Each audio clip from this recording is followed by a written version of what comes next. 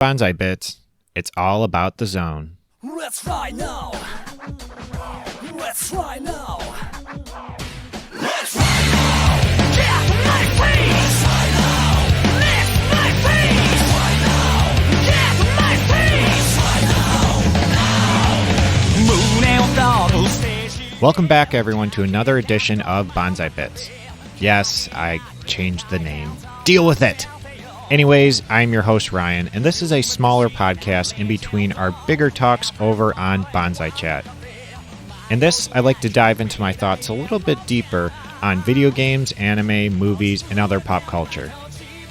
And since I'm such a huge sports fanatic, that's a joke.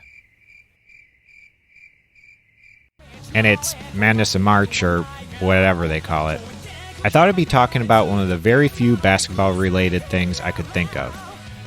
And no, I'm not talking about Space Jam, or whatever god-awful reboot they are making. Today, I'll be talking about a little-known anime that is Kuroko No Basuke.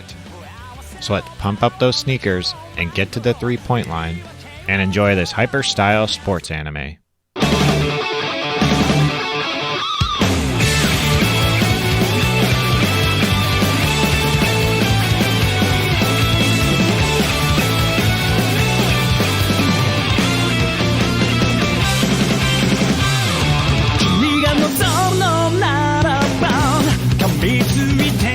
Kuroko No Basuke, translated, The Basket in Which Kuroko Plays, is a 2008 manga by Tadashi Fujimaki that was adapted into a very stunning-looking anime in 2001 by Production IG. Now, this is a shonen anime, but I want to say, even being a big shonen fan, when it's mixed with sports, I don't know what it is, but it becomes a whole different animal. No other medium I can think of like sports animes that really shows something I dislike a lot and totally flips my opinion about it. It just has a way of captivating something that's strange to me in a lot of ways, which I find very interesting. There's just something about how so many of them bring the body of emotion of a person and the essence of these real-life activities. And Kuroko might be on the little extreme side of this, since it's literally DBZ on a basketball court. But it doesn't change the fact that I fall watching it in all its glory. The story follows young boy Kuroko, who is a shy, quiet-spoken shadow of a kid. But where he lacks being a normal high school student, he makes up in his obsessive love to play basketball.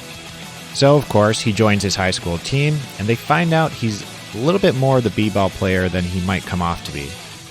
Kuroko has a secret past that follows him, that he was once a part of the Generation of Miracles, a legendary basketball team of the most ruthless and gifted kids in the sport.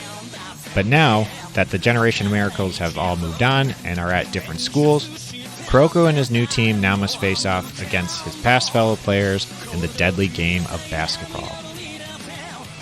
This is the sort of anime bullshit you're going to get with this show.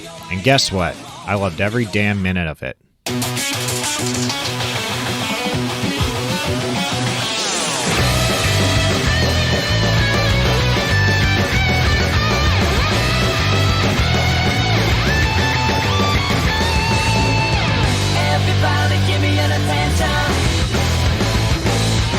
Having some of the most over-the-top characters with their special moves that make little to no sense.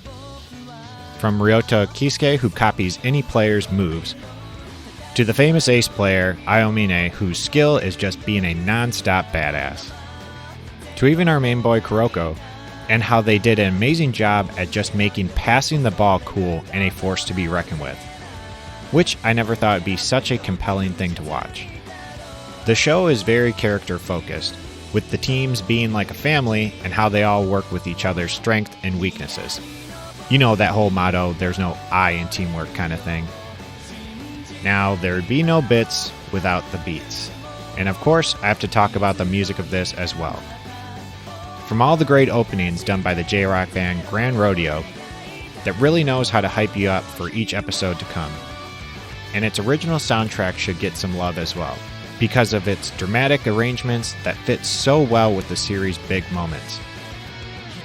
Kuroko No Basuke is one hell of a ride, and I think the best way to put this show is the less you know about basketball, the more you'll enjoy it and all its chaos.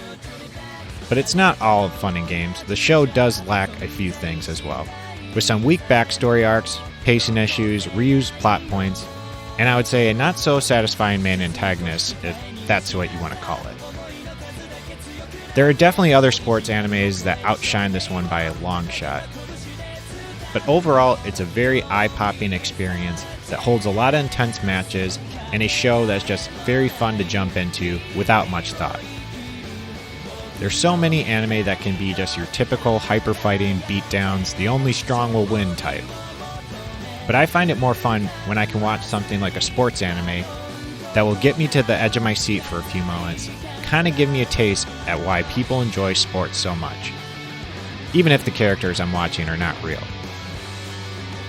So I pass the ball off to you, dear listener, and tell you to give a little Kuroko a shot, and you might be surprised at what you find. 霞んだ未来を切り裂くように照らす光無数の可能性を求め Gotta open my eyes. And that's it for today's Banzai Bits. Don't forget to like and subscribe and all that good stuff below.